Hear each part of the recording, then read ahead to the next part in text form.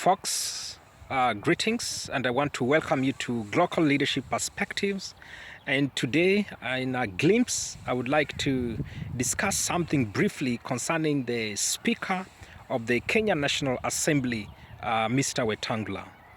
And in this case, I want to be very categorical and suggest, and in fact, it's not just a suggestion, but in my own view, it is the position and what is happening, that instead of him providing leadership in the House, and a very important House that has the mandate of legislating and enacting, formulating laws to help govern the country, he has found himself in the midst of implementing biased political strategies from the ruling political party. And so I'm saying this because, of course, even as we have seen in the mainstream media, his leadership capacity and intention has been put on the spotlight. This is because, one, after the general election of the 2022, it was very clear that the Azimio and One Kenya Alliance garnered the majority of members of parliament. But somehow, anyhow,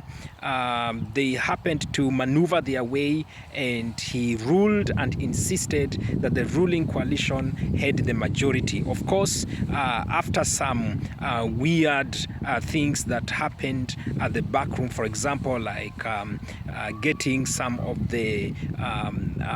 constituent parties of Azimio to come and join them, and that is to join the ruling party, and so getting also some of the members, including some of the wrangles we are seeing happening in the Jubilee. And the second issue came up also, which is a recent issue anyway, when the Azimio wanted to replace some of their persons who are heading some of the committees and some of the key leadership position in the House. For example, they wanted to replace Sabina Chege, who was not, in this case, according to the view of the Azimio, which it is the case. Actually, everybody can see they are not loyal, and they are not serving the interest of the Azimio, rather the interest of the ruling party. So they have shifted their loyalty and their inclination. And so these are just two examples among many other examples and many other things we have seen him tackle them in a way that is completely out of order, in a way that he is not choosing to remain neutral and choosing to provide leadership in the House, regardless of which political party in the House. So in this case, really we need to point him out, and we are expecting that as much as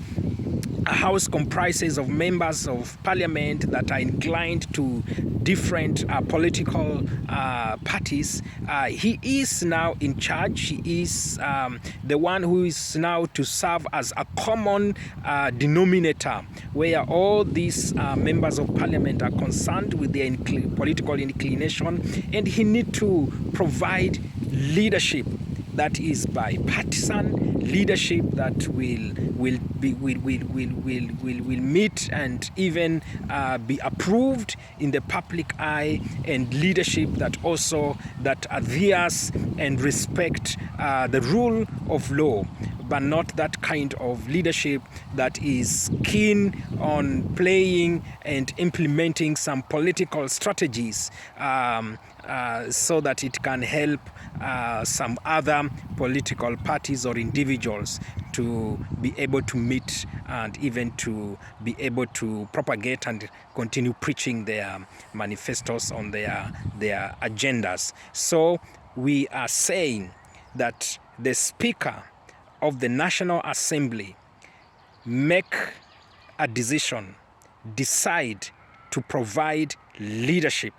where the House is concerned.